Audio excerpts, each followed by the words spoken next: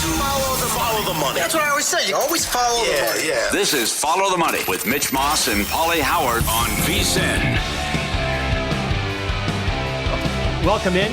It is Follow the Money here on VSiN, the Sports Betting Network. Mitch Moss, Pauly Howard, live in downtown Las Vegas from the Circa Resort and Casino. This show, as always, is brought to you by DraftKings, and it is Thursday. Who's with the maestro. Mike Palm is the VP of this great property, along with the Golden Gate and the D here downtown. Good morning, Mike. How are you? Good morning, Mitch. Good morning, Paul. Good morning, Mike. New Haven, Connecticut. Our loyal Nesson family out there watching. Last Chance, Iowa. Last Chance, Iowa. Peekaboo Marquee, we see you. Hurt, Virginia. Ooh. Our very vocal Masson following. Happy Adventure, Newfoundland. Everybody that's been watching on Rogers Sportsnet in Canada for all these many years. Friendsville, Pennsylvania on Sportsnet. That's seen throughout the whole state, not just in Pittsburgh, I was informed. Fowl Rift, New Jersey. Everyone watching on YouTube TV, and Zizix, California. Final sunrise over Spectrum. Beautiful. For people who don't know, Zizix Road. Yes. They've made a big deal out of that. Mm-hmm. Like, the thought is it's a road in the middle of nowhere when you're driving from Las Vegas to LA or vice versa. And if you get sidetracked and have to turn off on that road, your life might be over with. Like, that's the thought. Yeah, no one will ever find you. That's the problem. You're done. ZZYZX, Zigzag Road. Okay, so you came on last week, and you brought up Green Bay, and I'm like, boy, I'm not so sure about that one, Mike. You scoffed at me when I said Cleveland was going to be good.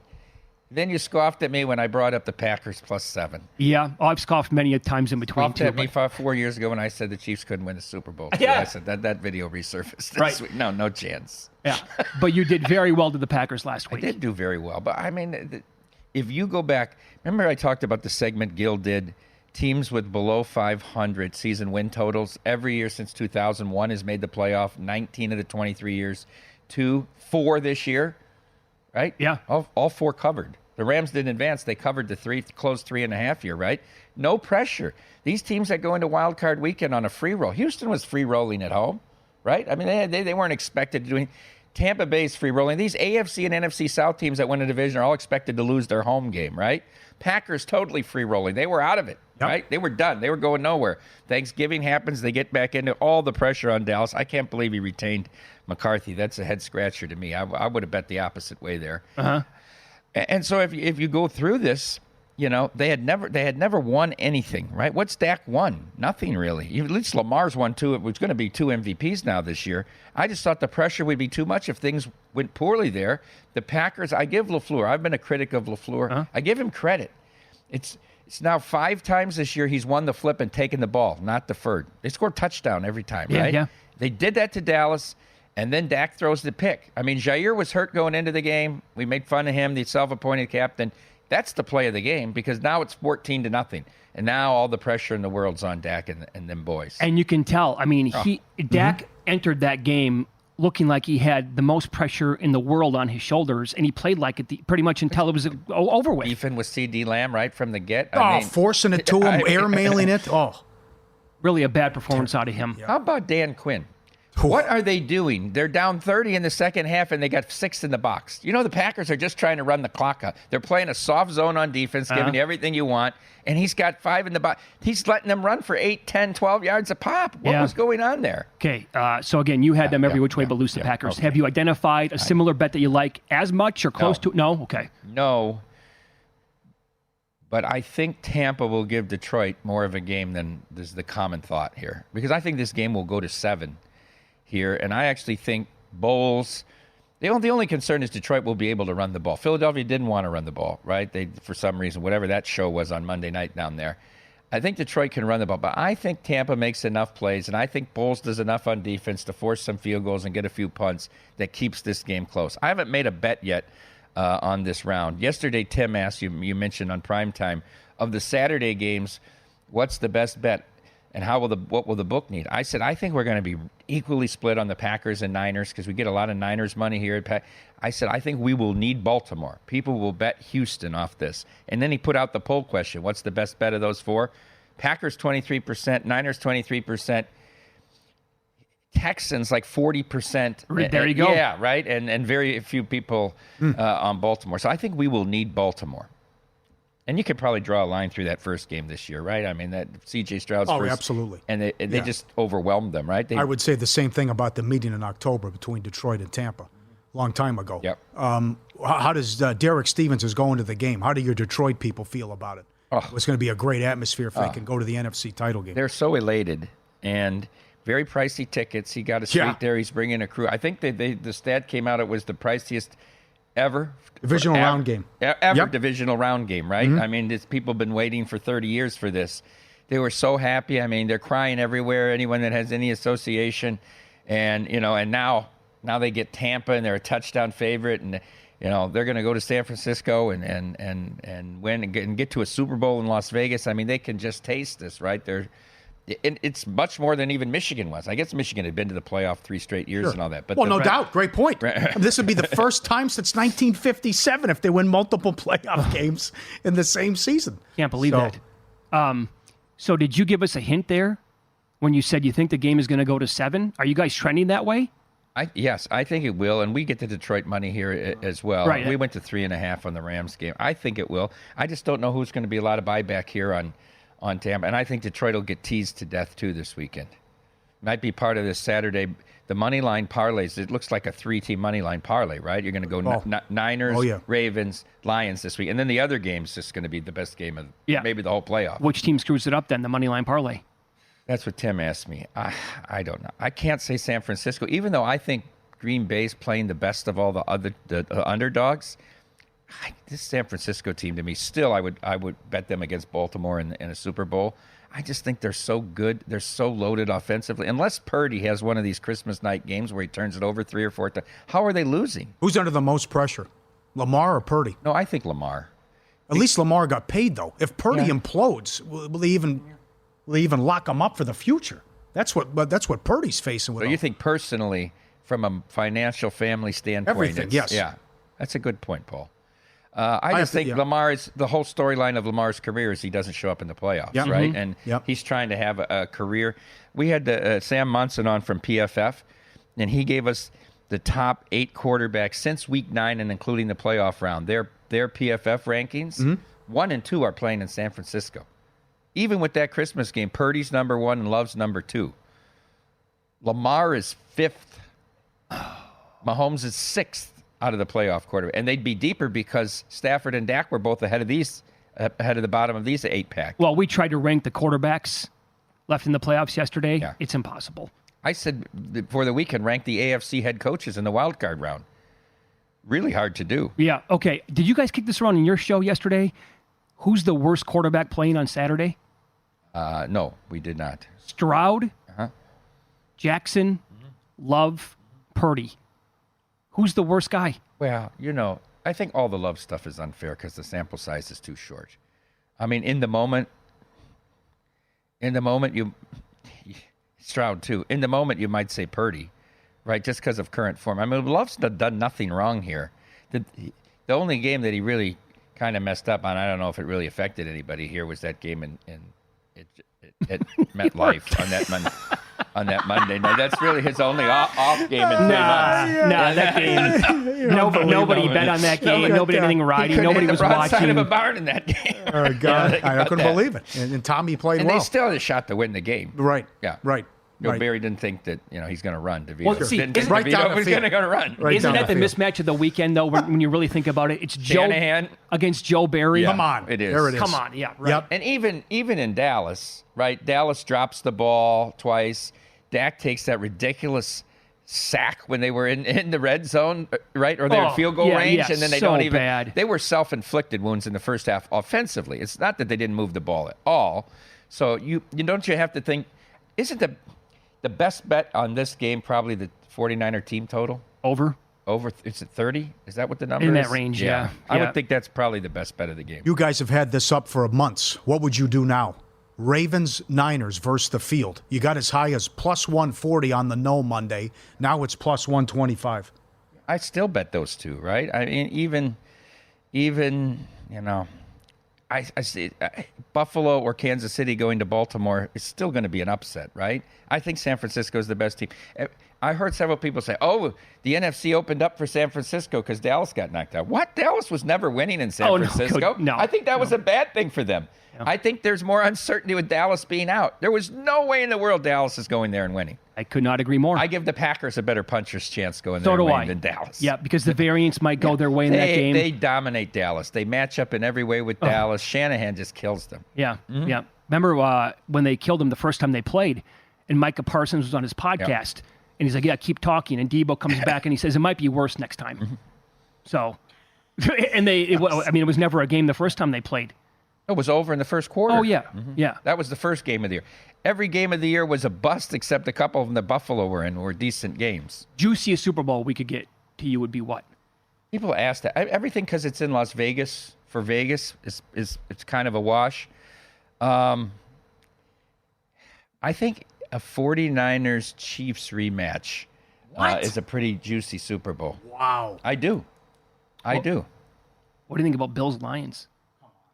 Well, insanity. Well, that's insanity. Yeah, that's like Cubs Red Sox, right? Yes, it is. Yeah. For the fan bases. Right.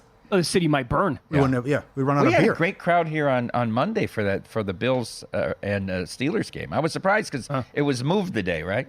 Do you think the NFL next year thinks about doing a 2-2-2 format on Wild Card Yes, weekend? I do. Especially if it's that holiday? Yes. It was awesome. All those NHL early games. What a day Monday was. All right, let's follow the money here on VSiN, the Sports Betting Network. Up next, the Maestro has a special surprise for No Hyperbole and a recommendation to win the Cup. And we're not talking at one of the teams near the top of the board here. Oh, no. You got to dig and dig and dig some more. Find out who that is coming up next here on VSiN.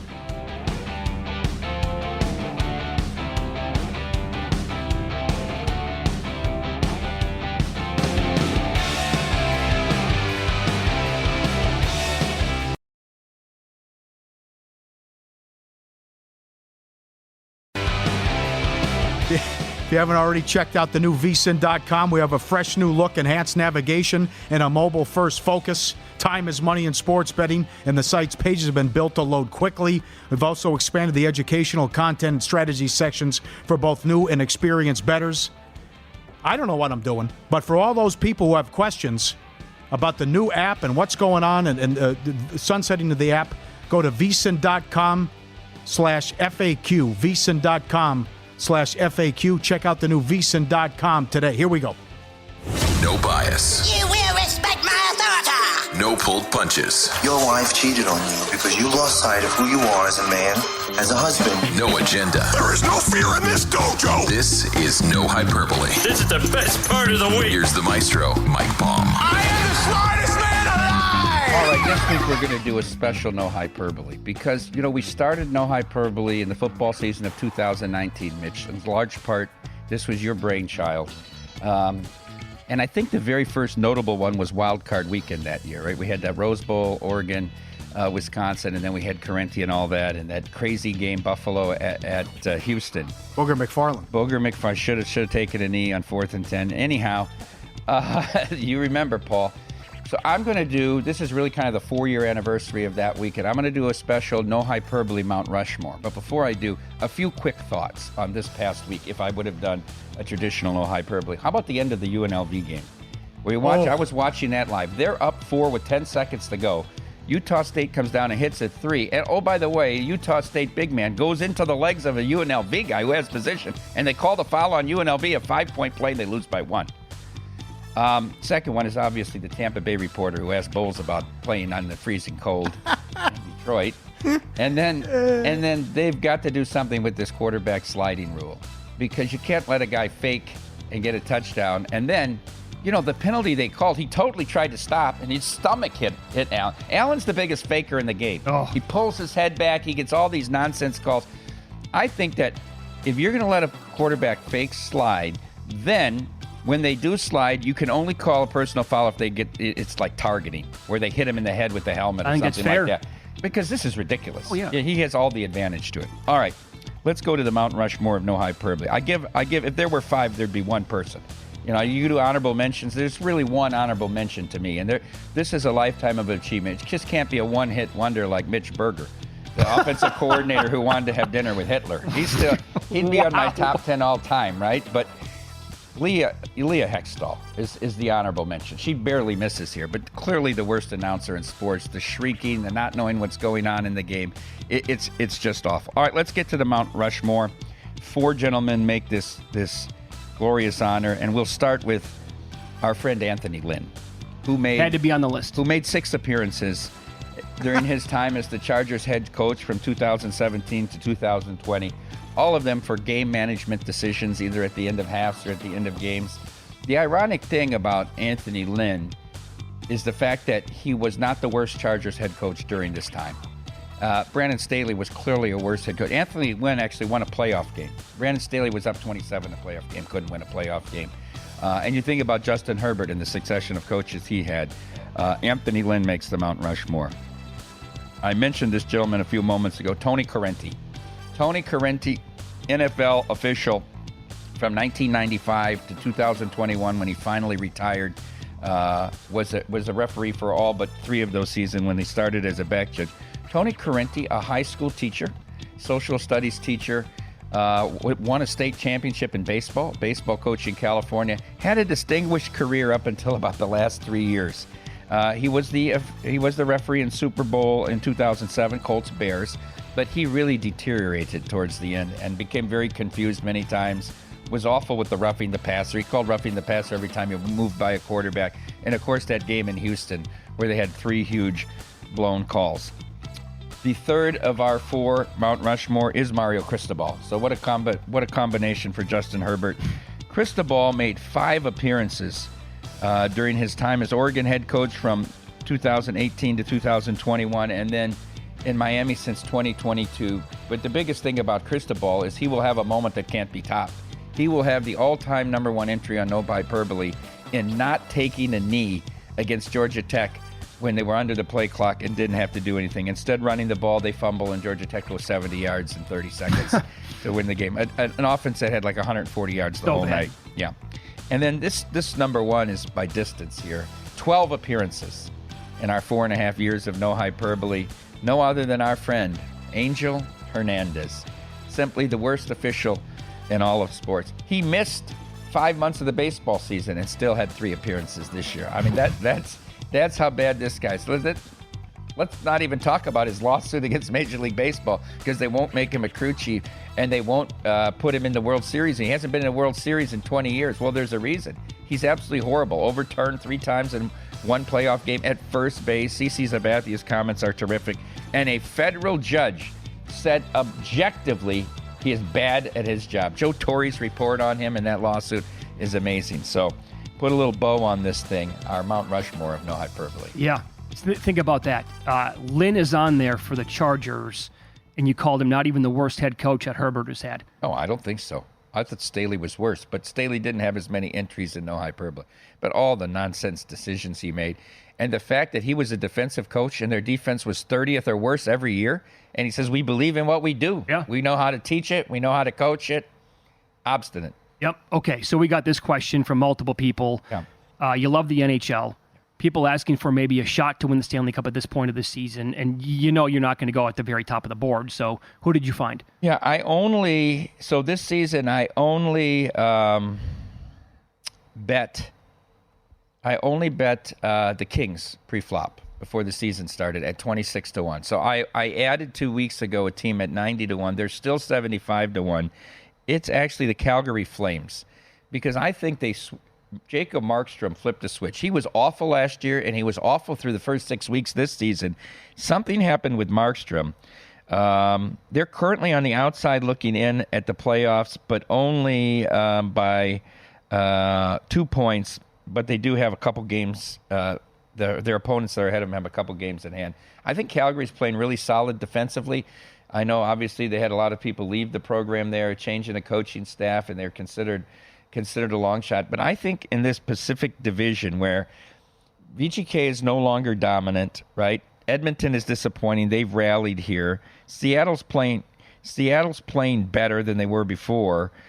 Vancouver, how long can they continue it? I think, the West is wide open this year. Winnipeg obviously had the long streak, right? I thought, why did Hellebuck resign? This rebuild's going to take too long. Here they go. They don't give up any goals. By the way, Detroit's only given up 3 goals, once in the last 12 games? If you're looking for some underplays with that squad again last night in Florida. So I think Calgary's worth a shot at this price. You get in the playoffs, you can already make some money off of it. Oh, look at last year. Florida, 8 seed.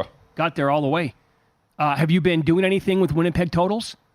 I've played a few of them under. I had a good weekend with period totals. I think I went 14, 3, and 4. And when I say 4, that means I bet under 1.5, and I bet it back over. You came back? Yeah, I came back. Not that I tried to middle it, but that I just got off of it because there was a goal at some point early, and then I got off when it was a push number. That's your approach. It is my approach. So explain that to people now, because you're typically going to go like first period under. I'm going to go under 1.5 at a plus price. Plus price, yep.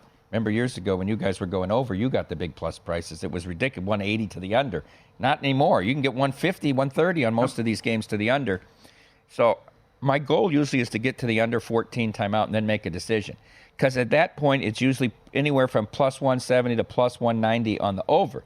So if you're sitting at plus 130, now you can get plus 170 the other way, lock up a profit. I did it on the Detroit game last night. If I would have let it ride, it would have won. I bet 900 plus 130. 14-minute timeout, it was plus 135. I bet 900 the other way. Just lock up the 270, right? I would have won, but if you take a profit every time, I think that's a good idea. If you don't want to do that, you think the style of the game is there's not many opportunities, then I would try to get under 8 minutes and lay the over at the same price, but say like over a half minus 130. And then you have the middle on 1. Then you can possibly come back If you can there. get all the way down to this under 6, you're going to get a plus number both ways to try to middle it. Have you ever sat there like on a full slate and tried to do it with like most of the games? I isolate. I never bet more than 2 at once because you have to be watching tough. them for that. Yeah. Very good. How crazy and hectic has your life been or is going to be now coming up? I see Lebitard and Stugatz are going to be at the this pool. Super Bowl. The thing is about this Super Bowl, Vegas is always crazy for Super Bowl, but that's Friday, Saturday, Sunday. This is starting like Tuesday. There's so many different events starting Tuesday, and then of course people want to be here. We're gonna, we'll be at Radio Row here, but we'll have a lot of stations broadcasting out of here. Lebitard, they've already got like 600 reservations from their listeners to be at Stadium Swim. I think it's 600 on Friday, and they're there Thursday. They got like 450 RSVPs for Thursday. Huge. Yeah, good. Awesome. It's great. Yeah, great appearance as always, my man. Thank you. Thanks for coming in today. We appreciate that. Mike Palm, call him the Maestro. He is the VP of Circa Resort and Casino, the Golden Gate, and the D here in downtown Las Vegas. Did a great job, by the way, with the MC. The ceremony on the 7th day rested. Yeah. Don't forget the little people. You remember 2 years ago. I've seen you in action with truck giveaways too. Yeah. What you awesome do. on the mic. Thanks for everything, guys. Yeah, there you go. B. Up next, In Pocket Plays here on Follow the Money. It's VSiN, the Sports Betting Network.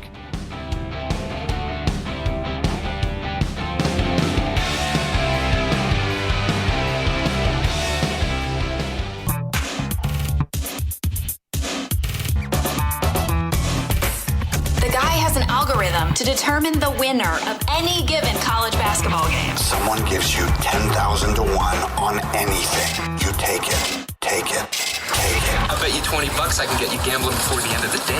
No way. I'll give you 3 to 1 odds. Nope. 5 to 1. Nope. 10 to 1. You're on. Well, when we first started doing the discussions on a daily basis with the first period total talk back in 2019, Alex Smith, who is a really good NHL handicapper, was the first guy to put us on that. He reached out to me this week and he said, hey, watch for this spot on Thursday. Here are the details. The Kings are 1-9 in their last 10. They recently snapped an 8-game losing streak as they beat Carolina. Now tonight, they take on Nashville. It's a Malinsky special, by the way. Yeah. They're coming back from a 6-game road trip to take on Nashville. The Predators have won 11 of their last 13 against LA. And at home, the Kings have lost 19. Checked it. They've lost 12 of 19. And they're laying a price tonight. I'm taking the Predators on the money line. Plus 136 is the best I could find here this morning. It's available nationally as well. So give me Nashville tonight. The play I gave out yesterday, it was Jazz minus 3.5 against the Warriors. Obviously, a very sad story there. The assistant coach for the Warriors had a heart attack at a team dinner, I believe it was, the night before, and he passed away yesterday. He's our age. 46. My God. Are you serious? Terrible. So the game was canceled, and obviously that's, refunded bet then. Yep. All right. It's a great hockey card tonight, too. Tampa +6. They are 8-1 ATS in road games this year. See if Baker can do it again. I don't trust the Detroit defense. Every team to score a touchdown this weekend. Yes, -$2. Jordan Love. Will he throw an interception? No, +125. That's gone up. That keeps going up. I can't believe it. Stroud, same thing. Will Stroud throw an interception? No, +125. These are +140 now. Peterborough, Shrewsbury Town, over 2.5. Saturday, League One. 12 of the last 13 matches with Peterborough have gone over 2.5. Adding Mahomes. Will Mahomes throw an interception? No, -110. Broncos, this is his first road playoff game. But I don't think he'll turn it over. And I like Allen to throw a pick. And again, if you go to our prop analyzer at vsin.com, if you bet Stroud no, you're up 10 units. He's 13-3. If you bet Allen yes, you're up plenty. He's 14-4. I say those three guys don't, and Allen does. There you go. If you're looking for a betting edge to the NFL playoffs and Super Bowl, we have you covered at VSiN. Become a VSiN Pro subscriber today. Get access to the daily best bets with the leaderboard and who has the hot hand. Sign up today, first 30 days, $9.99, vsin.com/subscribe. Yeah, that's on me, by the way. I did bet Josh Allen over an INT -109. I forgot to give it to Luke. Sometimes when I wake up in the morning during the week, I don't know where I'm at. Yeah, no kidding. Tell me about it. Reba McEntire will perform the national anthem at the Super Bowl. Post Malone. You a fan? I like him. I know that you don't, right? No, I like him. I think he's very, very talented. Yeah. Where'd you get that from? No, I thought you ripped on him before. Well, I'm surprised he's doing America the Beautiful. But I like the Beer Bongs and Bentleys. That's a pretty good album. I think he's super solid, man, across the board. As an entertainer, singer, right. Plays a lot of instruments. Okay. Usher's doing the halftime. What do you think? I don't know. Are we done with rock? What are we doing here? We can't get rock anymore? No, I think this is going to be it now. That's it? I think it's going to be no, you can't say that because... Well, the Chili Peppers were a while ago. We had Tom Petty. We had The Who. I thought 2 years ago, though, when they gave us Dre, Snoop, that was good. Eminem. You also had the LA Connection. That was phenomenal. But yeah, it's turned into Katy Perry and Lady Gaga. But honestly, I think they've been pretty good halftime shows. Like people, no matter what, no matter who plays. Yep, right. Michael Jackson can come back from the dead and put on an absolute A+ performance. People would have a problem with it. Elvis Presley can come back. Same thing. The show that Jennifer Lopez and Shakira put on very good. Was outstanding. And yet all I saw was, this sucks. What are they doing? Old people, okay. Right. I didn't think Rihanna was that good, but I cut her a break. She had a bun in the oven. Yeah. So that was, between the limp syncing and other stuff, it's just, you're up against it. I mean, she's, I think she's pregnant again. Did I see that right? Is that two in a row or three in a row? I don't know. Maybe it was the internet got me, but social media. But that's a good point about this. The old people really coming out about if it's the younger performer and what old people think. I'm surprised that she doesn't need to do it, obviously, but I'm surprised that Las Vegas, go big or go home, right? I'm surprised that Taylor Swift's not doing it. I thought this would be, the Eras Tour here. It dominated all of 2023. She was her own economy. Yeah. She was building economies across the world, every city she went into. Her. Giving truck drivers $100,000. That's sick. Awesome. Yeah. Probably wants to take some time off. Probably was a grueling tour. Remember Metallica toured for 2.5 years straight? Yeah. Can you imagine? The hell with it. We'll have the energy. We'll do it. That album was so hot, and after Enter Sandman, they toured for 2.5 years straight. I can't. How does James have a voice at that point? I know. Be impossible. Are you okay with Usher? It feels like Usher 10 years ago, maybe, but not a fan. There's a lot of hits, but I think there's better options out there, and we can mix it up. And don't forget about rock music too. Did you like The Weeknd? I thought it was okay. Okay. Gaga was good. Prince was unbelievable. Oh, Prince was all time. Top of the list, yeah. Yeah. Very, very top of the list. Right. So we started the show, again, going back, to yesterday, we're kicking around the idea of, will one of these openings across the NFL at head coach be filled by the end of this show? Well, we have 25 minutes left. And I was joking around to begin the show saying, Dallas, they found their guy. It's Mike McCarthy. So you said earlier that you were really surprised, but you said earlier in the week, though, that you would not be, you think Jerry Jones would actually consider bringing him back. It just hit me because it's like, of course he doesn't do the right thing. Of course this was I'm not surprised. It was such a no-brainer, and but again, it goes back to what we do for a living, and the NFL is at its best when the Cowboys and Raiders are good. And for just Dallas, yes, they won what they did in the regular season, but it's 29 years. For this guy, just with the ego, and then who knows, maybe it's the being cheap, that he didn't want to pay the buyout, even though he has a $200 million boat. But it was such a no-brainer that you would move on for this guy with who's out there and available, that you point in the statement to his regular season success. It's an absolute embarrassment. I know Femi had a profanity-laced tirade on X. He was on with us Tuesday, who works here, and a Cowboy fan. Just for the apathy to send in, and how do you even get excited to want to go to a game or buy tickets if you're a Cowboys fan? And he has to absolutely be the favorite to be the first coach fired next year. But to go 29 years and you can't even make an NFC title game. And it's also historic. This has never happened in the 4 major sports, that you've had this type of winning percentage 3 years in a row, and you can't even make a title game. Yeah. And then, of course, we played the comments of the press conference from the get-go, where the whole thing was set up on a lie to begin with. I watched every game of every snap that season. I lied. I wanted the job. I say it in front of Jerry at the press conference. Right. So I'm curious, though, like overall, how misleading was their power rating and the final scores of how they dominated some of these teams at home this year? Again, don't forget, it came at the expense of the Commanders and the Giants and the Jets the week after they lost Aaron Rodgers, and the Patriots, who were just an absolute stink bomb. And some of these, they did pound the Rams. That's the one game you can look at and say, very impressive. I know they also beat the Eagles by 20. Mm-hmm. Who can't beat the Eagles by 20 right now? So the Rams, the one game that truly sticks out. The other games, so I'm looking at next year's schedule, the home schedule, and if you take out the divisional teams, they get the Saints at home, the Buccaneers at home, Baltimore will play in Dallas, Cincinnati plays in Dallas, they get Detroit and Houston. I mean, so based on what we've seen with the last 4 teams I just mentioned, Burrow will be back, you think, fully healthy at that time. Might not be as easy to do it at home like it was this year.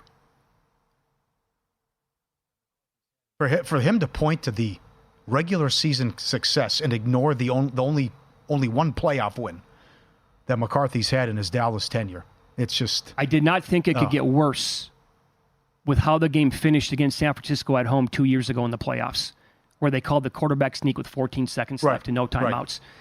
And it's gotten worse. I mean, the game against Green Bay as a 7-point home favorite was over with in the second quarter. And I saw a lot of this on social media too. I don't think it's in poor taste to point out his age and just say, listen, you're running out of time here. Yeah. You're in your 80s. You haven't made a title game in 29 years. You have 4 playoff wins the last 27. Brady won 5 just in Tampa. And you don't want to just say, I would love, until my numbers... Yep. My number's up, and that's it for me. I'd love to go out and win a Super Bowl. Yeah, so again, at least get there. And he has a chance to do that and move on from this guy who never got the job in the first place. But it's infuriating to be a Dallas fan. You are stuck now at least 15 combined years of McCarthy and Garrett. Yeah, it just feels like we're in a never-ending cycle here. Like, so when he's 95 years old, picture this in 14, 15 years. When he finally fires McCarthy, and then he hires Kellen Moore, and Kellen Moore is there for 7 years, and they can't get out of the first round. I got to be patient. I don't know. Right. Does the son do the same thing? I don't know. Maybe it's all about ego, and then the son just takes over, and I'm going to do it. I'm not going to hire a big-time coach. I want the credit. All right, Fantasy Football Hall of Famer Paul Charchian with an A-plus appearance last week. Find out who he likes with player props coming up next.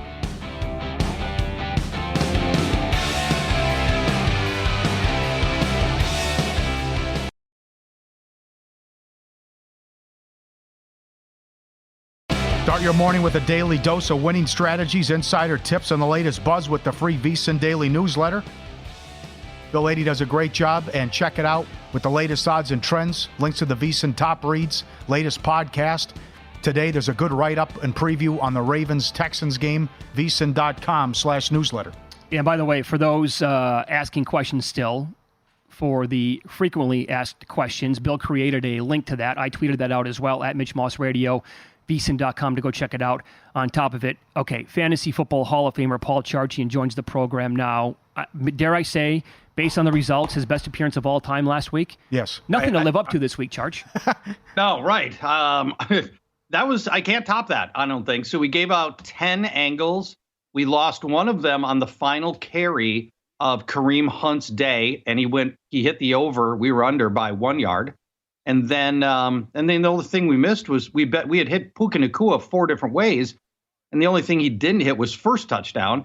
So I don't feel bad. If I go 8 out of 10 and I missed a first touchdown, which is awfully tough, and I miss a guy by a yard, that's it. I can only go down from there. That's it. Yeah. Okay. And I wonder how many people were all over the Nacua stuff. I mean, same game parlays to lead the weekend in receiving yards, all those numbers that were available. So based on him blowing up, and you had a beautiful breakdown of that last week against this Lions defense, what does that mean for Tampa's matchup coming up on Sunday? We're going to exploit the same angle that got us to Puka Nacua with a little bit. The results weren't exactly how I described it. And Mitch, you and I texted about this mid-game a little bit. Last week, we highlighted how bad Lions cornerback Kindle Vildor is.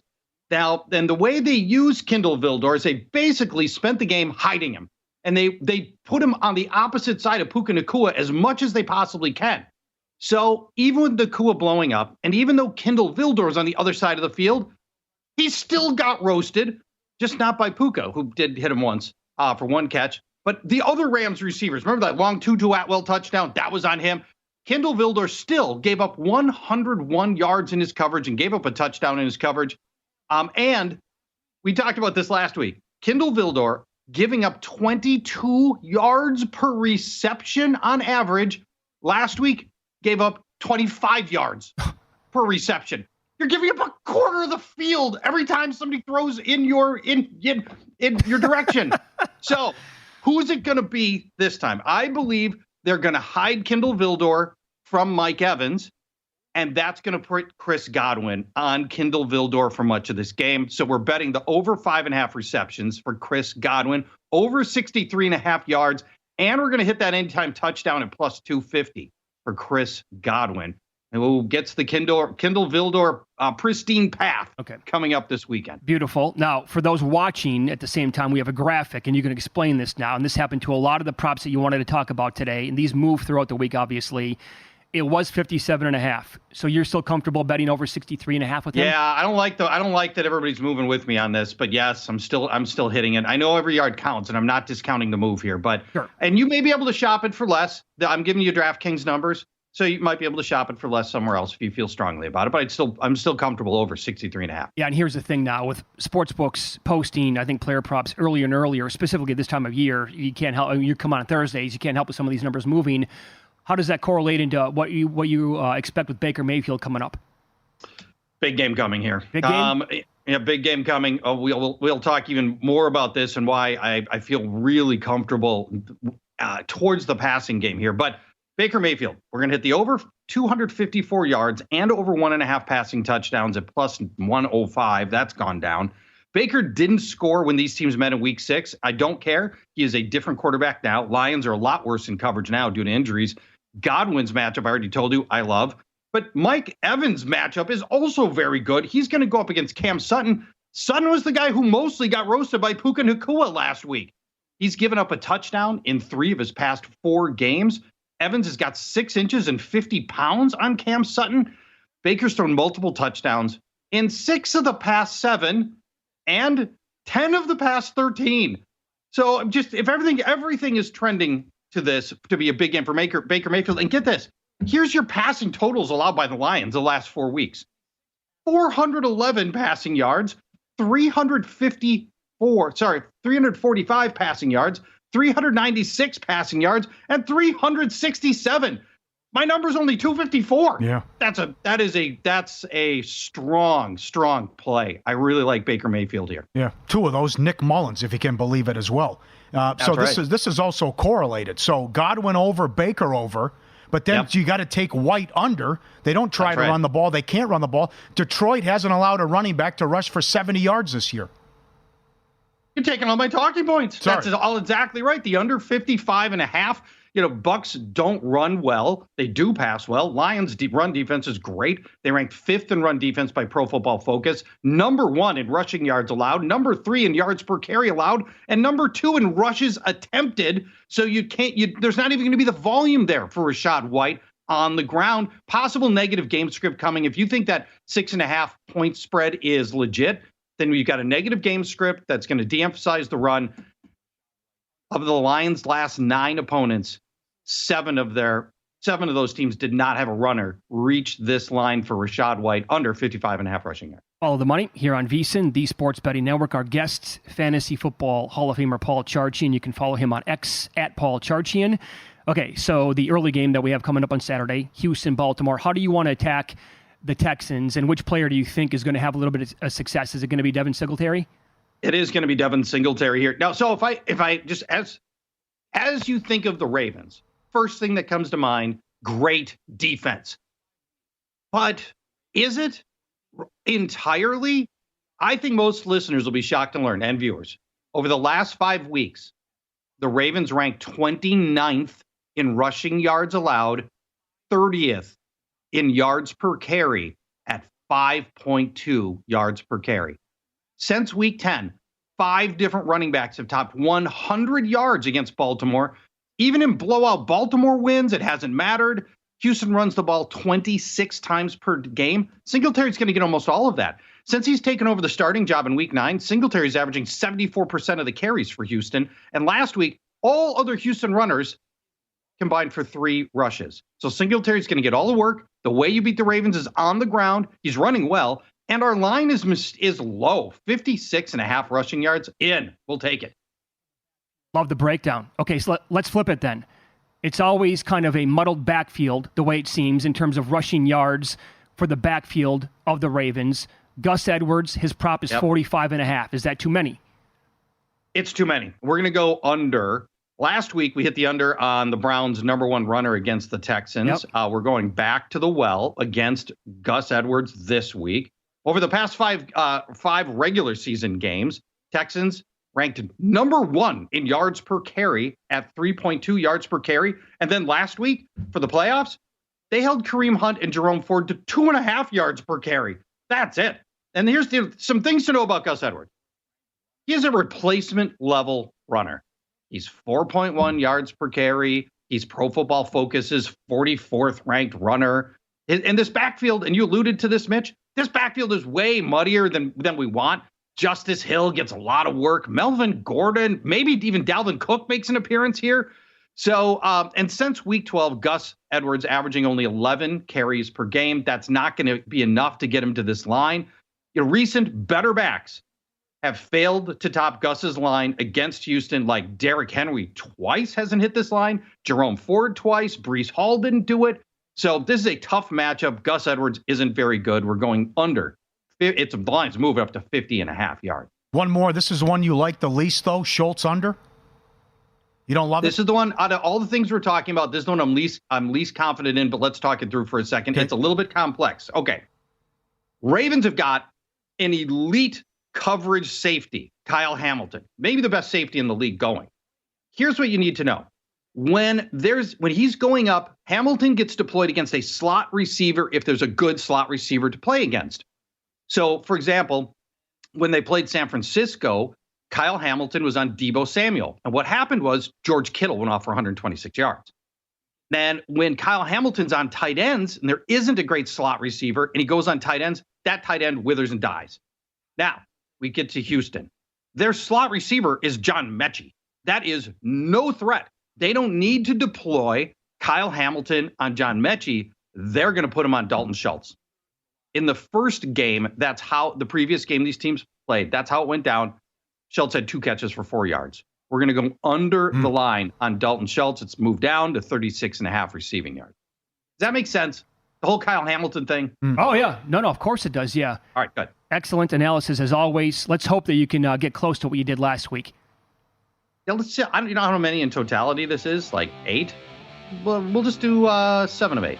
Okay. Well, yeah. Right. Yeah, no we don't want to get greedy. We don't want to go 100% right. here. Yeah. Exactly. Thanks, back. pal. We Thank you. appreciate it. Thanks, friends. Talk to you later. Bye-bye. There you go. Again, you can follow him on X. He's at Paul Charchian. Miss any of the show, go back, search Follow the Money wherever you get your podcast.